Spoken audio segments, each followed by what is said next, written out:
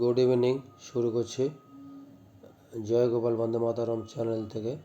সবাইকে স্বাগত জানিয়ে C1 বায়োটেকনোলজি নাম্বার 4 নম্বরের প্রশ্ন আরম্ভ করছি। আগে তো অনেক ভিডিও ছিল, ওটা দেখো কীভাবে বিটি কটন তুলো উৎপন্ন হয়। একটা বায়োপেটেন্ট কাকে বলে, আর পিসিআর পদ্ধতির প্রয়োগ। তিনটে তুলো, বায়োপেটেন্ট আর পিসিআর পদ্ধতির প্রয়োগ। এই প্রয়োগের বিটি কটনের জন্য যেটা বলবো, বিটি সেচের মধ্যে দেখো কাঙ্ক্ষিত জিন, যে আমি যে জিনটা আমার দরকার সেই জিনটা সংগ্রহ করব। রিকম্বিনেন্ট ডিএনএ পদ্ধতি বলেছিলাম, প্লাজমিডের মধ্যে ঢোকাতে হবে। উদ্ভিদের পোষক কোষে RDNA-কে ফের অনুপ্রবেশ করাও। আর ট্রান্সজেনিক মানে যেটা পরিবর্তিত হলো, এক জায়গাতে অন্য জায়গায় জিনটা ঢোকালো, ট্রান্স মানে এক জায়গাতে অন্য জায়গায় ঢোকানো হলো, সেই বিটি ক্রপ সৃষ্টি করা হবে। এই চারটে জিনিস বিটি ক্রপ সৃষ্টি করার জন্য আমি যদি আগে ছবিটা দেখে নিই, দেখো এই ছবিটা আঁকলেই তোমরা 3 নম্বর পেয়ে যেতে পারো। ইংলিশ মিডিয়ামের সুবিধা তোমার এটাই, ইংরেজিতে লিখে দেবে যারা বাংলা স্টুডেন্টরা। এটা CBSE ISC সবার জন্য ইম্পর্টেন্ট। দেখো এটা হচ্ছে দ্বিবীজপত্রী উদ্ভিদের মধ্যে পড়ছে। এর গাছের মূলের ভিতরে অ্যাগ্রো ব্যাকটেরিয়াম টিউমিফেসিয়েন্স। এটা হচ্ছে এ বড় হাতে, এটা তো জানো, ছোটো হাতের জেনাস স্পিসিস অ্যাগ্রো ব্যাকটেরিয়া। এই যে এটা একটা ব্যাকটেরিয়া, এই ব্যাকটেরিয়ার দেখো এর ব্যাকটেরিয়াল জিনোম, এর মধ্যে প্লাস্টিডের নাম দিয়েছে দেখো TI প্লাজমিড। টি কথাটা মানে টিউমার ইনডিউসিং, আছে TI টিউমার ইনডিউসিং প্লাজমিড। এটা কি বলে, ইনফেক্টস ডাইকট প্ল্যান্টস, এটা হলো। আর TDNA ট্রান্সফার ডিএনএ, যে TDNA ট্রান্সফার ডিএনএ, এটা হচ্ছে এই ট্রান্সফার ডিএনএ ক্রাইজিন, যে কোনো কিছু হতে পারে। এই জিনটা এই প্লাজমিডের মধ্যে এখানটাতে রয়েছে ব্যাকটেরিয়ার জন্য। এবারে প্ল্যান্ট ক্রোমোজোমান্ডেল, এমনি নর্মাল যে প্ল্যান্ট, তার ভিতরে এটা নিউক্লিয়াস, এর ভিতরে মেমব্রেন, তার নিউক্লিয়াসের মধ্যে এই ট্রান্সফার ডিএনএটা এখানে দেওয়া, সেটা ক্রাইজিন হতে পারে, যে কোনো মধ্যে ঢোকানো হয়েছে। রিকম্বিনেন্ট ডিএনএ এর মধ্যে ঢোকানো হয়েছে, ট্রান্সফার্ড। এটা প্ল্যান্ট সেল ঢোকানোর পরে এইবার দেখো একটা ক্রাউন গল মানে কি, এটা ফুলে গেছে, ফোলা যে অংশটা, তো শর্টে বলছে কি, এই ফোলা যে অংশ থেকে এখান থেকে ইনফেক্টেড যে সেলটা, এখান থেকে প্রোপাগেশন বা অন্য কিছু করে ছোটো ছোটো পিস করে আমি এটা অন্য গাছের সৃষ্টি করলাম। সেই গাছের মধ্যে অন্য ইনসেক্ট আক্রমণ করবে না, হচ্ছে নর্মাল। আর যে জানবো ভেক্টর 3টে বলছে, দেখো খুব ইম্পর্টেন্ট। ব্যাকটেরিয়ার যে ভেক্টর তার নাম বলে প্লাজমিড, ইন্টারেস্টিং জিনিস। অ্যানিম্যালের মধ্যে যে ভেক্টর তাকে বলা রেট্রোভাইরাস। আর প্ল্যান্টের মধ্যে যেটা, এটা হচ্ছে TI plasmid, tumour inducing plasmid হলো সবকটা ভেক্টর। এবার এখানে যেটা দেখাচ্ছে এটা গেল, পরে বাংলাটা এখন দেখে হয়ে যাবে। কটন প্ল্যান্ট, দেখো এখানে এই দিকটি ছোটো মতো হয়েছে, এটা কটন প্ল্যান্ট। এবারে টার্গেটের পর্দা, এখানে তোমার হচ্ছে ইনসেক্ট, তোমার এখানে প্রোটেকশান দিতে হবে। এবারে বিটি কটন, বি মানে ব্যাসিলাসের বি, আর ধরে দিয়েছে টি মানে বিটি জিন বা হচ্ছে ক্রাইজিন। তারপর এখানে আইসোলেটেড বিটি জিনটা কাটা হলো, এটা তোমার জাস্ট দেখে রাখো। ওই যে ওটার মধ্যে যে প্লাজমিড যেটা বললো, এটার মধ্যে ঢোকানো, সেই ছবিটা এইভাবে দিতে পারো। এটা কালচার মিডিয়ার মধ্যে কালচার মানে এটা ধর বড়ো করার জন্য অক্সিজেন অন্যান্য হরমোন লাগবে, যাতে এটা বৃদ্ধি পায়, এটা কটন সেলটা। এবার ওটা মডিফাইড, এটা ক্যালাস আছে, ওর পরে ওর মধ্যে বলবো, সেই বা প্ল্যানলেট যা খুশি, সেইটা থেকে আস্তে আস্তে গাছটা তৈরি হলো, এটা মডিফাইড হয়ে গেল, বিটি কটন হয়ে গেল। তাহলে এটার মধ্যে সব ম্যাচিউর বল তৈরি হবে, আগেরটা বিটির মধ্যে ছিল। তাহলে এটার মধ্যে এবার যদি আমি বাংলাতে এবার বলি, ওই যেটা বলছি দেখো এটা,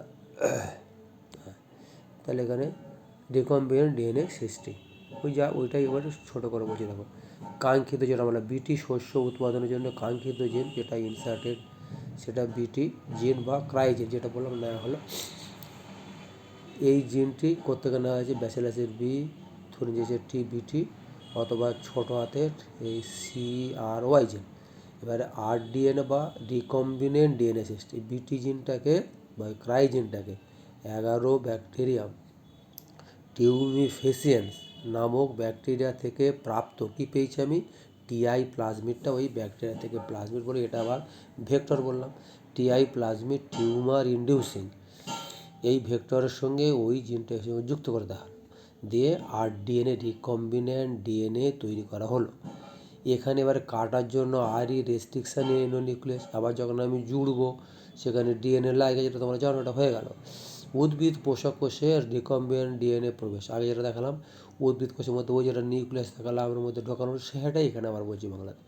এরপর RNA ডিএনএকে অ্যাগ্রোব্যাকটেরিয়াম টিউমিফেসিয়েন্স ব্যাকটেরিয়ার মধ্যে প্রবেশ করিয়ে কর্ষণ মাধ্যমে, আটা ছবি দেখালাম ছোটো একটা কালচারের মধ্যে, ওর মধ্যে কিছু অভিষ্ট সজীব বস্তু, তাকে তো বাঁচাতে হবে, তার মধ্যে সংক্রমণ ঘটানো হলো, এবং সংক্রমণকালে ব্যাকটেরিয়ার কোষপ্রাচীর একটা ছোটো একটা ফুটো সৃষ্টি হবে, ক্ষত সৃষ্টি হবে।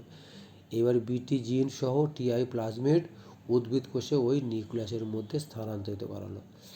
ওটা ফুটো করে ভিতরে দেওয়া হলো, নানান কাজে, ব্যাপারটা একই, ওই ছবি লিখলেও নম্বর হয়ে যাবে। ট্রানজেনিক বিটি ক্রপ যেটা তৈরি করে, সেটা তুলো হতে পারে, বেগুন হতে পারে, টমেটো হতে পারে, যা খুশি, ক্রপ সৃষ্টি। রিকম্বিন্যান্ট ডিএনএ যুক্ত যেটা এই অর্থাৎ বহিরাগত যে ইনসার্টেড বিটি জিন যুক্ত উদ্ভিদ কোষটাকে এই কর্ষণ মধ্যে, এই ছবিটা দেখালাম ছোটার মধ্যে ছোটো পাত্র যেটা ছিল, ওই কর্ষণ মাধ্যমে সেখানে রেখে তার থেকে এই ক্যালাস বা প্ল্যালেট তৈরি করা হলো। সেখানে হরমোন দেওয়া হলো, কিছু গ্রোথ ফ্যাক্টর, যেখানে অক্সিন অন্যান্য কিছু দেওয়া হলো দিয়ে, বা ওখানে হচ্ছে সুক্রোজ দেওয়া হলো দিয়ে, ওইটাকে ক্যালাসটাকে ছোটো ছোটো খণ্ডে ভাগ হলো, সেখান থেকে আবার গাছ, ছোটো ছোটো চারা গাছ হবে। এই শিশু উদ্ভিদ বা প্ল্যালেট তৈরি হলো। এবারে মাইক্রো প্রপাগেশন প্রক্রিয়ায় ওইটা থেকে আমি অসংখ্য, ধরো একটা ছোটো একটা খণ্ড থেকে আমি 50, 60টা, 100টা ছোটো ছোটো ছোটো ছোটো ছোটো ক্লোনিং করলাম, ট্রানজেনিক শিশু উদ্ভিদের সৃষ্টি হলো, পরিণত হলো। ওই যে গাছটা হলো, সেই গাছটার মধ্যে আর পেস্ট প্রতিরোধ করতে পারবে না, পেস্ট আসলে সে পেস্ট মরে যাবে। বিটি শস্য যেমন বিটি কটন তৈরি করা হয়, এই শস্যটা যেটার মধ্যে বললাম, যদি আমি বলি এটা কীভাবে হচ্ছে, যদি একটুখানি এখানে একটু দেখাচ্ছি, দেখো এটা নেই,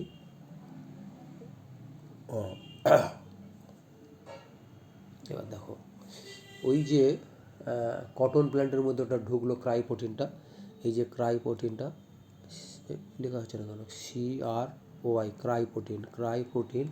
এবার বলছে দেখো ক্রাইপ্রোটিনটা ওখানে যে মিড গার্ড, ওর মধ্যে ঢুকলো ইনসেক্টের মিড গার্ড, ওর মধ্যে মিড, ছোটাতে হোক অসুবিধা নেই, বড়তে লিখলে ভালো হতো, মিড গার্ড ইনসেক্টের মধ্যে ঢুকলো, নিয়ে ওর ওখানে অ্যালকালাইন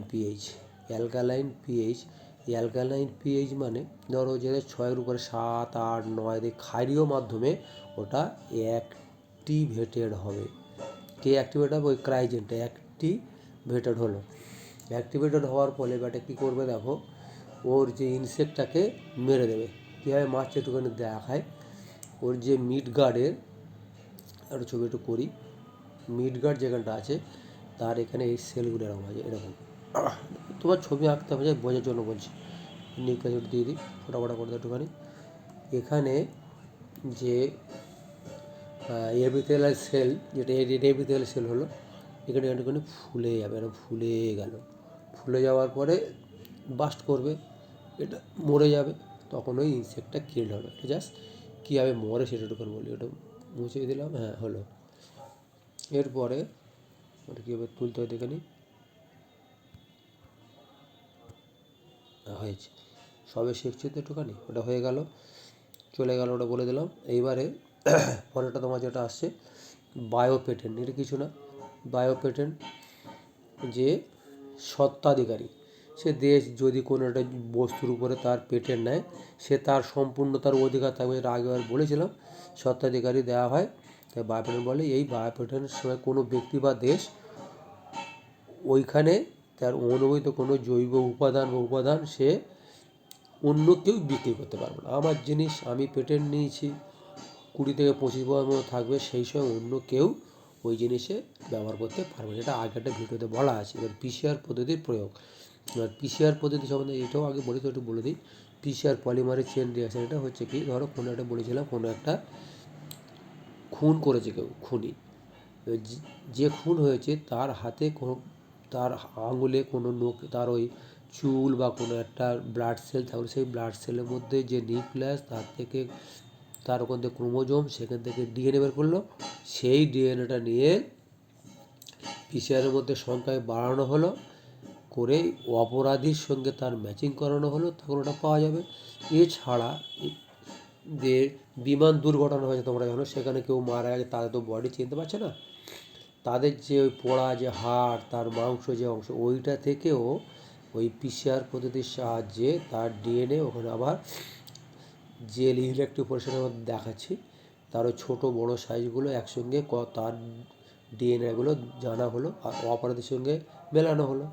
মিলিয়ে যখন তাকে যে মিলে গেল, তখন সে হচ্ছে যেমন অপরাধী, তেমনই তাদের বাড়ির কোনো ডিএনএর সঙ্গে ম্যাচিং করবে, তাহলে তাদের বাড়ির লোকটা এটা জানা গেল।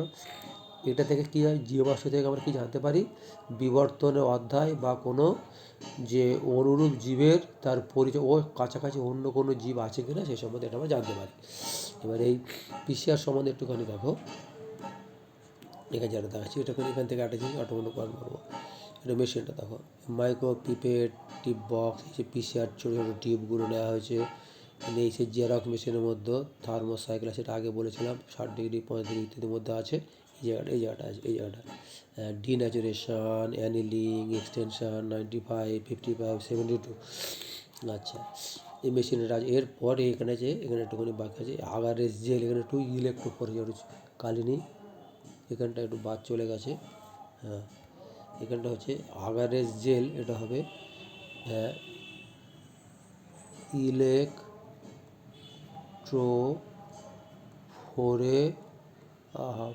এখন একটু পাচ্ছি ইলেকট্রোফোরেসিস। এই জেল ইলেকট্রোফোরেসিস সম্বন্ধে একটু বলি। জেল ইলেকট্রোফোরেসিসের মধ্যে দেখো ইম্পর্টেন্ট যেটা, এটা ক্যাথোডা দেখো 2025 এসেছিলো, 2025 এখান থেকে প্রশ্ন এসেছিলো, সেটা একটু বলে দিচ্ছি আমি একটুখানি। ক্যাথোডা অর্ডার থেকে প্রশ্নটা দিয়েছিল। দেখো এই দিকটা ধরো, এই দিকটা মনে করো মাইনাস, এই দিকটা প্লাস। এই মাইনাসটা হচ্ছে, এটা লিখে একটুখানি, মানে লেখা হয় না, ক্যাথোড, এটা হচ্ছে অ্যানোড, ছোটো করে না।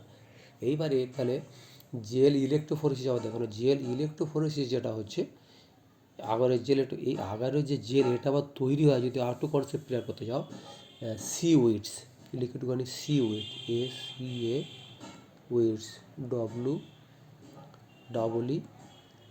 WEEDS, seaweeds. এই সিউইডস থেকে তার যে নির্যাস, যে যেমন আমরা তুলসী গাছের পাতা থেকে যেমন নির্যাস বের করি রস, তেমনি সিউইডস থেকে নির্যাস বের করে এটা তৈরি করা। যদি শর্ট প্রশ্ন থাকে 1-2 নম্বর, এর কাজটাকে, এটা মেন পয়েন্ট দেখো, এটা একটা technique, separation and isolation of desired fragment, যেগুলো চিহ্নিত যে ফ্র্যাগমেন্টগুলোকে, সেইগুলোকে এটাকে আমরা সেপারেশন করি।